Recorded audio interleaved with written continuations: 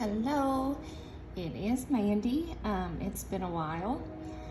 I actually had something that I was going to upload and then just sort of didn't upload it. But anyway, I thought I was working on a bigger project and that I could go over masking fluid with everyone. It is one of my favorite tools to use to keep the whites of my paper. So, masking fluid comes in different shapes and sizes. This is actually old. It shouldn't look like this. I'm actually going to throw this out. This is actually what I started with. There is nothing wrong with this one. It's perfectly good to use. It's a good quality masking fluid. But this is one. The one I use now is actually PBO. I'm not even sure how to say that. Drawing gum, and it's tinted blue. I keep it stored upside down to help keep it fresher. I saw somewhere that it seems to help, and I started doing it with this one, and I think it does keep it preserved a little bit longer. When you're going to use this, I would recommend you pour it into something else because as soon as the oxygen starts hitting it, it's going to go bad. I came up with the idea to use caps from like water bottles or your milk bottles. So I'm just gonna pour some of this out. A little bit goes a long way. Make sure the cap is on tight, and then I'll go back to storing that upside down. As you can see, this is blue. The Winsor & Newton is normally like a white. You can actually tint the Winsor & Newton with a little bit of watercolor, so you can see it if you don't like the white.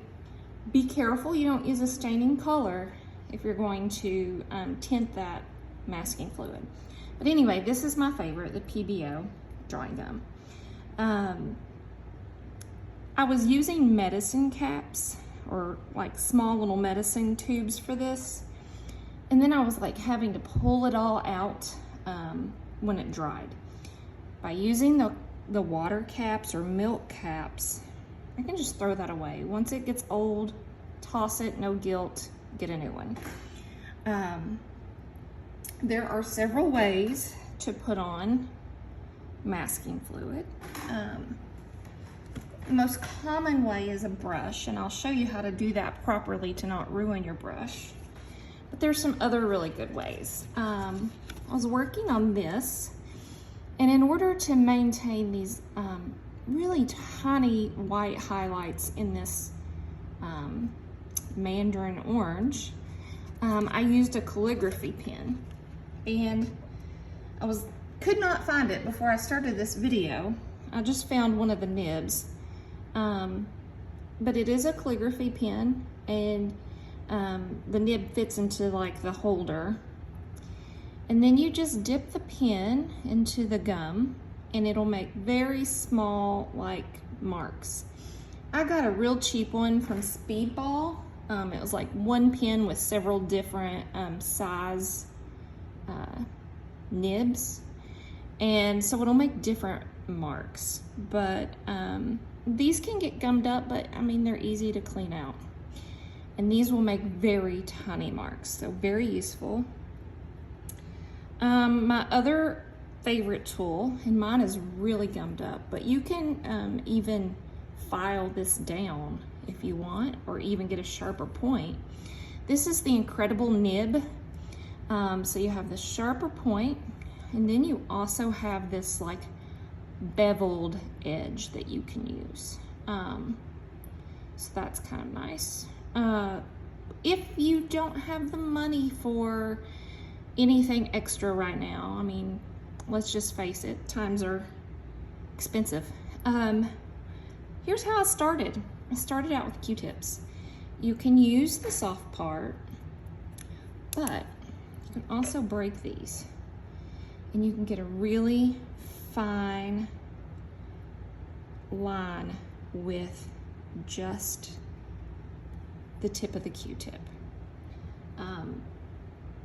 I did this for a long time before I invested in anything else, and it works great.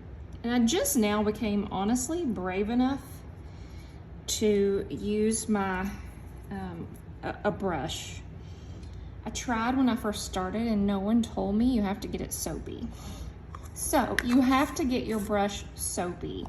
I use this Masters brush cleaner and preserver.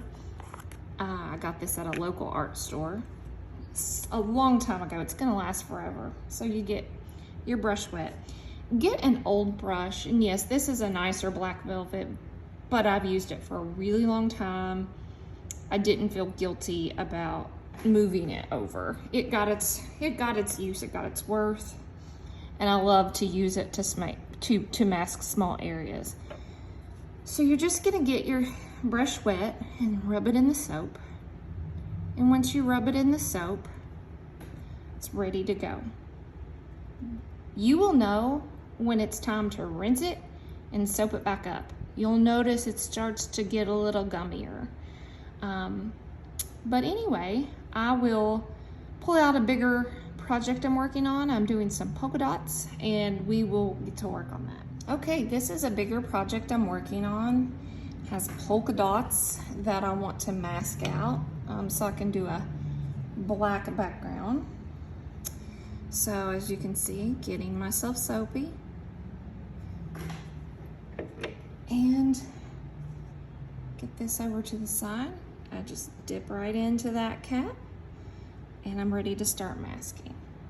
So I will start here, and you just paint that on like you would regular paint. Okay.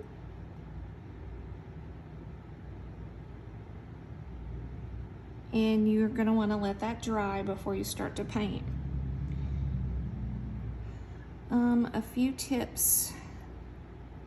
I would let everything dry naturally. If you use a heat tool or a heat gun to try to speed up your drying, you can potentially bake this masking fluid onto your paper and make it almost impossible to get off. Ask me how I know. The other thing is, like, I live where it's pretty hot in the summer. Don't leave this on your paper for weeks. I ruined a painting that way. I kind of left the painting abandoned. And then when I came back to it, I couldn't get off the masking fluid. And what I could get off left a really tacky film. So I was pretty disappointed. So don't leave it on for a long time. Don't put it anywhere hot. Don't use your heat gun. There's also apparently a permanent masking fluid. I've never seen that, but I've read or heard about people who buy it accidentally. It is permanent because it's not meant to be taken off. Now, I have no idea why you would use that like that. So if you know, leave me a comment, because I'm interested in why you would want permanent masking fluid. So I've just done a few of these dots, and you can tell it's getting a little, you can go a little bit longer than this, but if it's getting goopy, just rinse your brush, wipe it, and then soap up again and keep going. I hope this is helpful. I will show you again the name of the drawing gum that I really prefer. Like I said, you can use this one. It's perfectly good. This one's ruined. I actually found it in the back of my art drawer, so it's going in the trash after this video. But I thought it was good to show you perfectly good brand. All right, thank you so much for stopping by, and I hope to paint with you soon.